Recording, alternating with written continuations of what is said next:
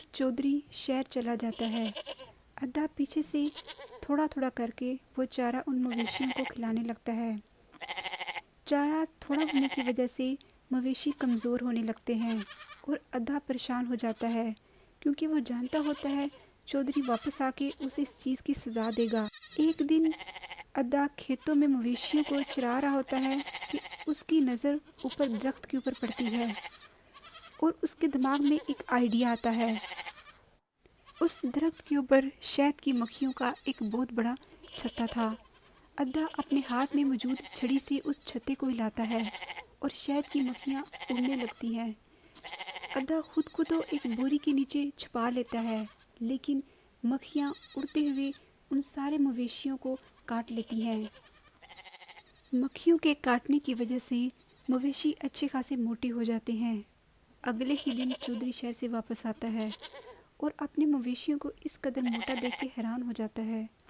उसे भी समझ नहीं आती कि इतने से चारे पर ये जानवर इतने मोटे कैसे हो सकते हैं, और दिल में सोचता है अत्ते को हराना तो नामुमकिन है।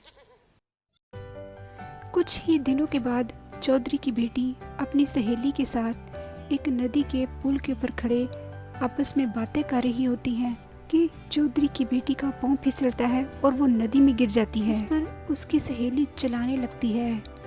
अद्दा भी वहाँ कहीं से गुजर रहा होता है। जैसे ही उसकी नज़र नदी में डूबने वाली लड़की पर पड़ती है, वो फौरन नदी में छलांग लगा देता है और उस लड़की को डूबने से बचा लेता है। जैसे ही चौधरी को पता चलता है उसकी बेटी को बचाने वाला कोई और नहीं बल्कि अद्दा है, वो अद्दे को अपने घर बुलाता है। कहता है, मैं तुम्हारा बहुत ज़्यादा शुक्रगुजार हूँ, तुमने मेरी अकलौती बेटी को डूबने से बचाया है।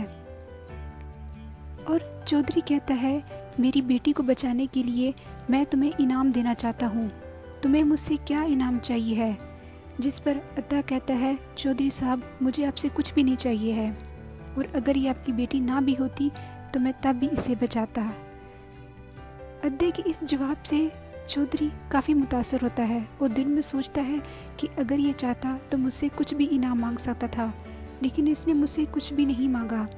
चौधरी अद्दे की अच्छाई और जहानत से मुतासर होकर उसे अपना दामाद बना लेता है और अद्दा चौधरी की सारी जायदाद का अकेला वारिस बन जाता है।